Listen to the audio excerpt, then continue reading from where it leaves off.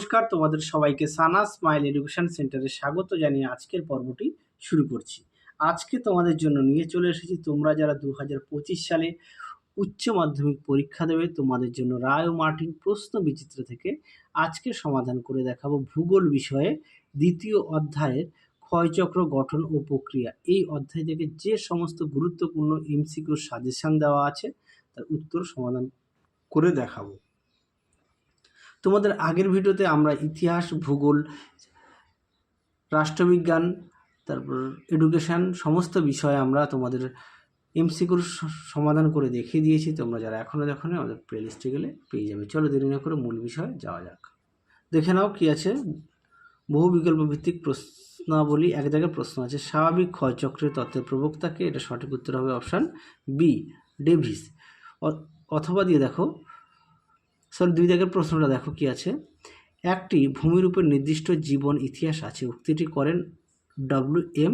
Davies, option B. তিন জায়গার প্রশ্ন দেখো, অসম বিকাশ তত্ত্ব এর প্রবর্তক হলেন অপশান এ, সি.এইচ. ক্রিকমে। পরবর্তী দেখো, গতিশীল ভারসাম্য তত্ত্ব এর জনক হলেন অপশান সি, যেটি হ্যাক। পরবর্তী প্রশ্ন দেখো কি আছে। পাঁচ জায়গায় প্রশ্ন দেখো, ক্ষয়ের শেষ সীমা এর প্রবর্তক হলেন পাওয়েল, অপশান এ।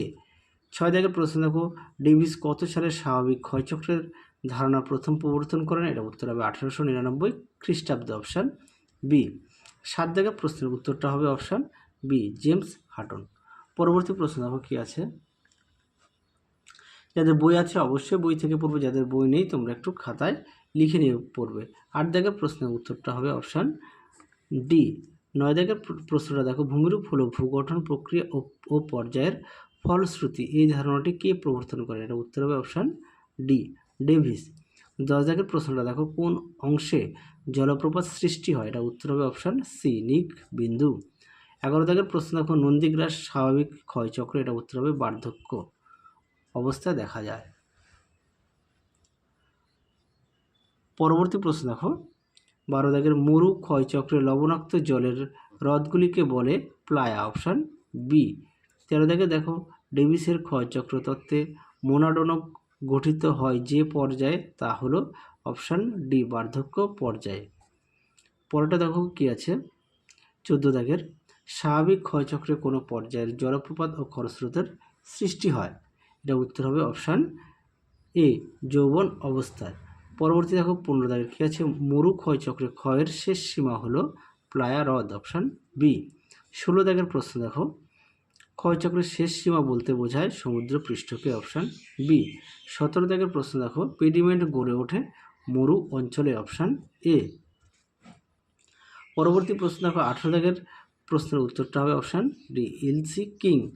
19 দাগের প্রশ্ন দেখো কি আছে। বোলসন দেখতে পাওয়া যায়, প্রশ্নের উত্তরটা হবে আমেরিকা যুক্তরাষ্ট্রে, অপশান ডি। পরবর্তী প্রশ্ন দেখো কি আছে। 20 দাগের প্রশ্নের উত্তরটা হবে অপশান ডি। আচ্ছা, 21 দাগের প্রশ্নের উত্তরটা হবে অপশান বি। তোমরা প্রশ্নগুলো একটু দেখে নিও। 22 দাগের প্রশ্নের উত্তরটা হবে অপশান এ, কালাহারি মরুভূমি। 23 দাগের প্রশ্নের উত্তরটা হবে অপশান এ।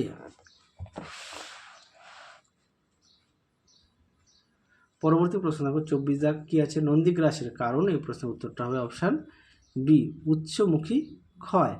25 দাগের প্রশ্ন দেখে নাও, বি দাগের প্রশ্নের উত্তরটা হবে পেরিপ্লেন।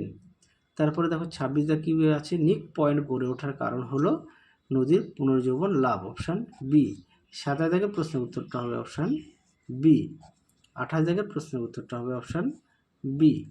29 দাগের প্রশ্নের উত্তরটা হবে অপশান এ। 30 দাগের প্রশ্নের উত্তরটা হবে অপশান বি, মোনাডোনক। 31 দাগের প্রশ্নের উত্তরটা হবে অপশান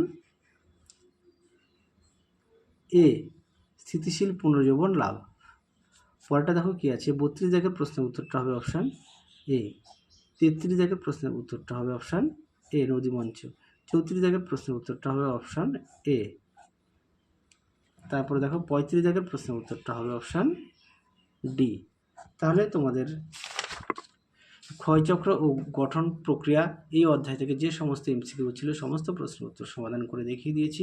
তাহলে আজকের মতো এখানে সমাপ্ত করছি। আবার দেখা হবে খুব শীঘ্রই তোমাদের পরবর্তী ভিডিওতে।